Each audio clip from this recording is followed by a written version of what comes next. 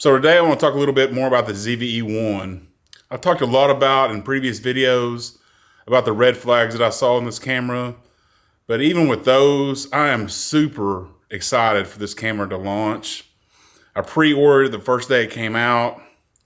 And it kind of works where you pre-order, you're super excited, and then your interest kind of wanes a little bit. And then you kind of decide whether you want to keep it or not. But I've kind of stayed on the upward trend on that deal for at least until now, and I plan on going and keeping my pre-order. And I have 7 things that I'm super excited about with the introduction of ZV-E1. I'm cooking some steaks now. Let's go check on the fire a little bit. Looks like we've got about 20 minutes left on the fire before we can be able to put our steaks on. I got a little bit more time to do this video. And these are in no particular order, but I want to start off with size. I think that size makes it a perfect size for like a travel camera. And that's really what I'm going to be using it for.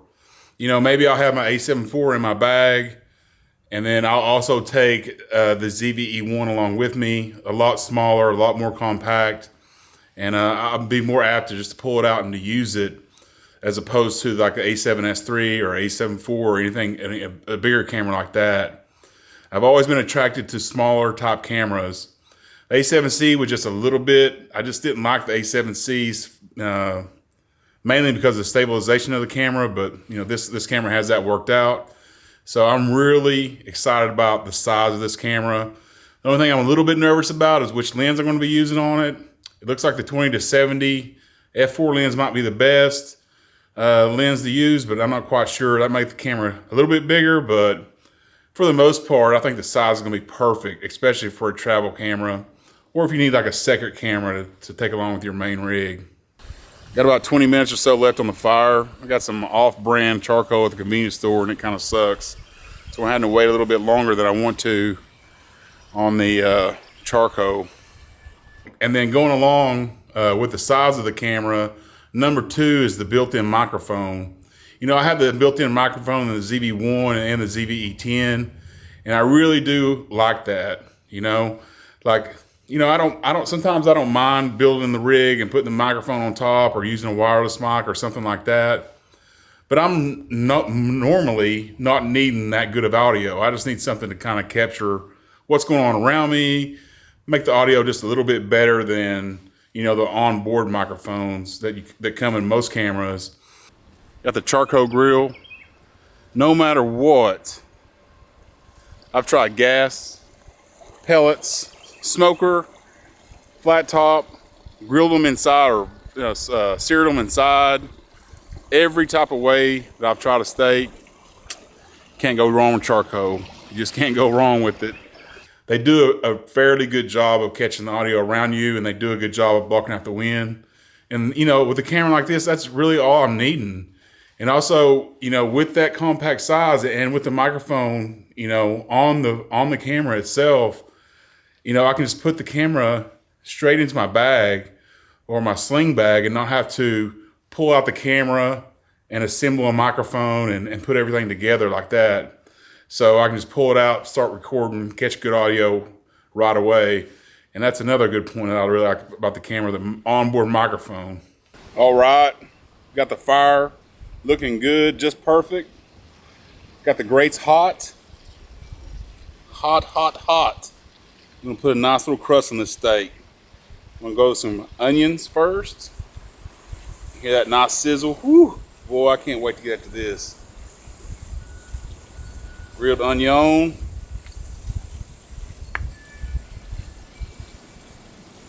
And put our steak right there on top of it. Oh man, you hear that sizzle? Sounds like awesomeness to me. Another thing that I'm really excited about is the I don't know what they call it, but let's just call it the super stabilization that comes with this camera. Like for the most part, in Sony cameras, I think the active stabilization does a good job, But sometimes you want just a little bit more stable. And I'm glad they introduced this. Even though it crops in a little bit, I think you'll be able to work past that, a little bit of extra crop. And, most of the time you'll be stuck in active stabilization.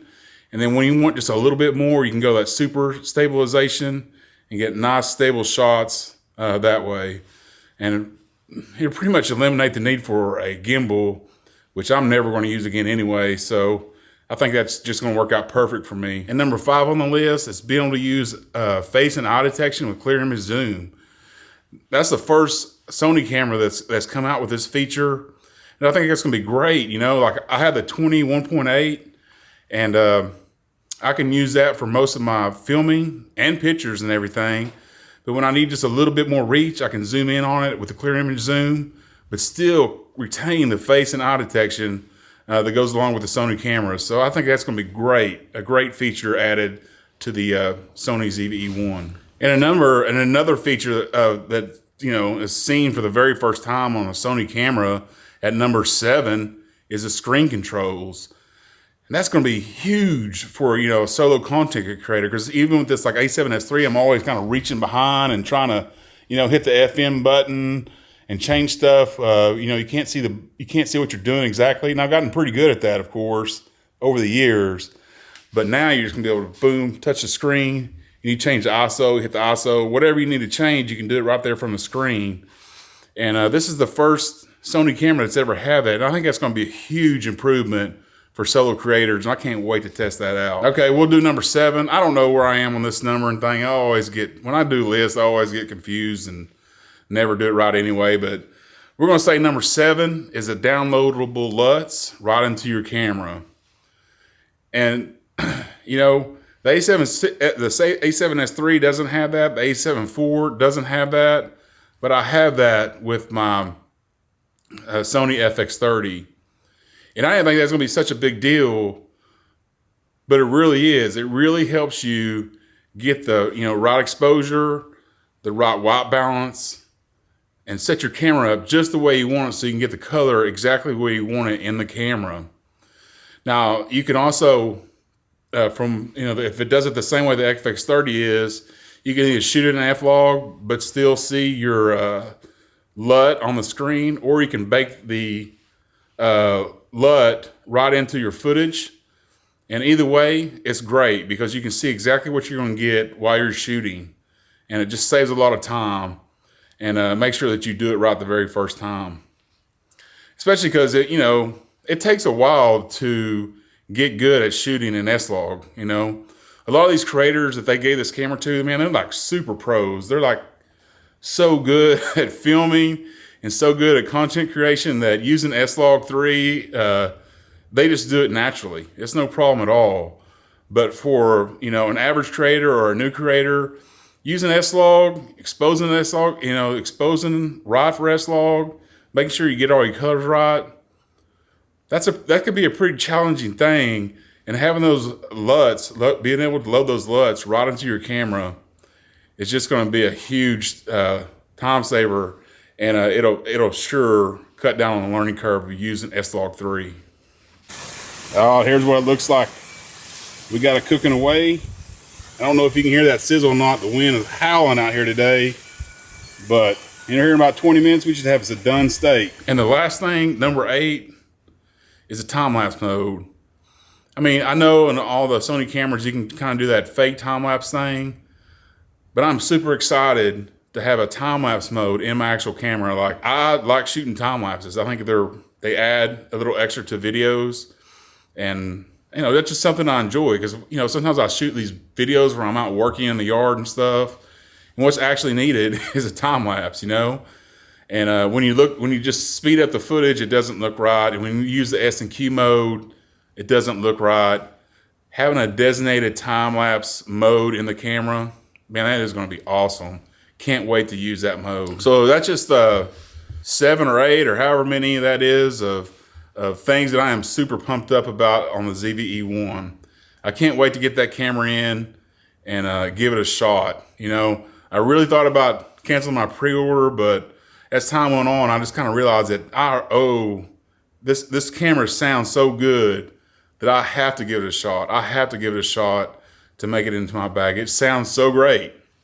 The only major downsides that I see, to be honest with you, are the overheating and the back screen. They might be a huge deal. I don't know, but we won't be able to find out until we get the camera in. But I'm super pumped about it, and hopefully you'll stick around for those videos. So we're just out here watching the old steak cook. It's gonna be about 20 minutes. We're gonna have some nice eating going on. But anyway, so I'm super excited about the ZV-E1. And I know it's kind of a compelling camera. It's kind of a controversial camera. There's a lot of different thoughts about it.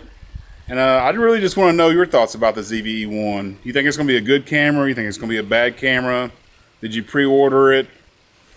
Are you going to buy it, actually? Well, I think it's a camera that you definitely want to try to get in and test. I think it has the potential to be that good of a camera. So anyway, drop in the comments what you think about the ZV-E1. I'd be interested to know. Thanks for watching. We'll see you on the next one. Dadgum, I forgot the vegetables.